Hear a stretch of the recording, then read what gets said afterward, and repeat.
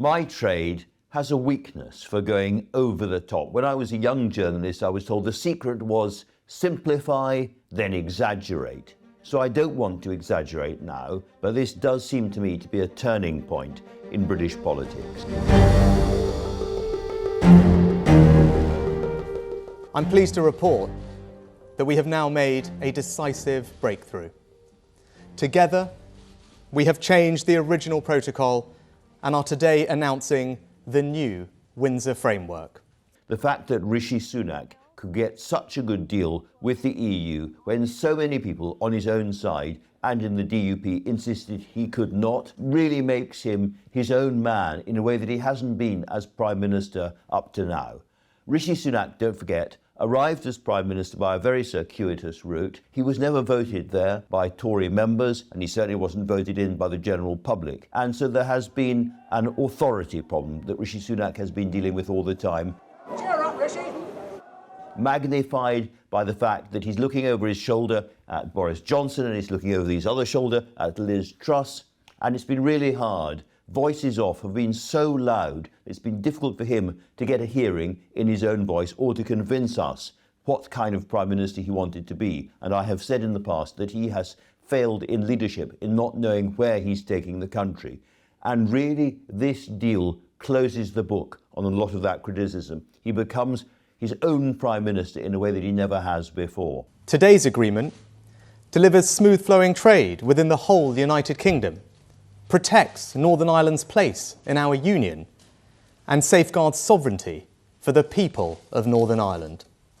It's being discussed in the media, across the media, as a great victory, which leads to the question, victory over whom? It's not a victory over the EU, because they are also happy with the agreement. It's not a victory over the DUP, whose concerns were minutely scrutinised, even if they haven't all been met. No, it's a victory, let's be honest, over Boris Johnson.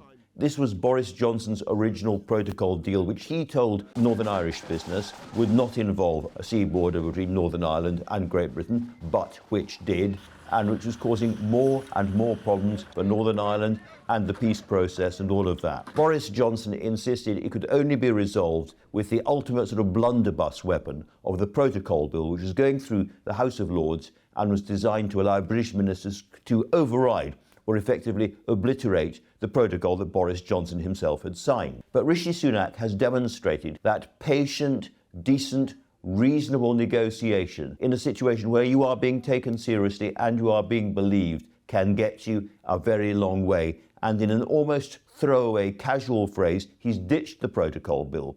Confident your deal is enough to bring back power sharing to Northern Ireland, sir? One of the big questions is, what is the DUP eventually going to do? I was talking to a leading and experienced member of the DUP, an MP, and he said to me, well, we're going to do what we always do. We're going to say no, and then we're going to pause, and then we'll say yes. Unionists will never accept joint authority. If joint authority is imposed upon us, the Good Friday Agreement is dishonoured completely. And the view was that actually this Ulster lock or Stormont break, which allows the power sharing assembly to effectively hit a panic button if they see new EU laws which they think are really going to seriously damage Northern Ireland or anyone's position in Northern Ireland. Now, the view, I think, from the unionist side and from the nationalist side is that this much vaunted Stormont break, which has probably been crucial to Rishi Sunak's success in selling the deal so far, will never actually be used.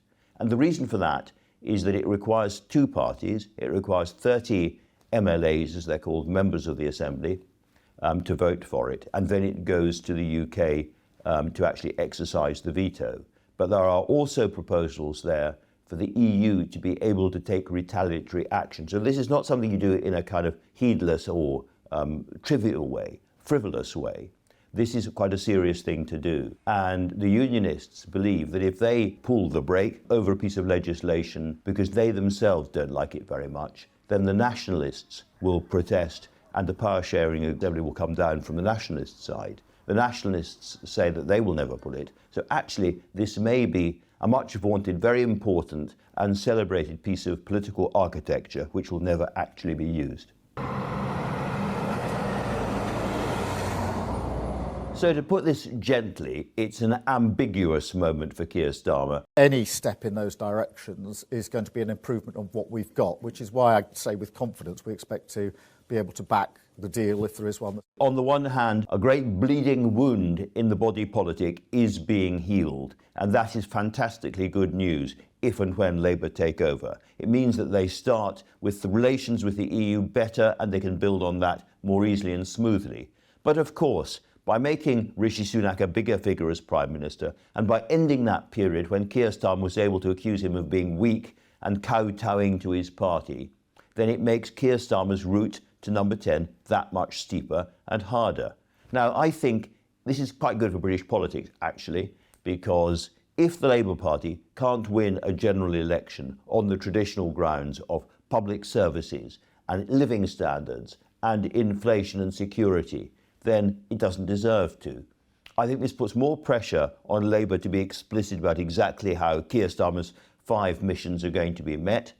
And in a sense, it's going to make the entire conversation across the parties more grown up. And again, I think this is very good for British politics. Now, another big question, of course, is what does it mean for the Conservative Party? Because Rishi Sunak has clearly won this big victory, got himself a new platform, and that is an opportunity which he can exploit or ignore or lose. And I think the very early signs are that he's determined to exploit it. And these are very crude terms, move the Conservative Party a bit more towards the centre ground than it has been. There was a very, very interesting meeting this week by the think tank, centre-right think tank called Onward, which is very influential inside number 10. And it was addressed by Michael Gove. And his essential message was that the Conservatives should continue to fight on the cultural war part of the landscape, defending patriotism, the national community, national values against identity politics, which he identifies with the hard left. Many people will disagree with that, but that the Conservatives needed a different economic and industrial policy. More than I've heard from a senior Conservative before, that this kind of rentier capitalist economy where Britain's been described as butler to the world, servicing capital, is not a fit, proper or equitable way for Britain to make its way in the world in the future.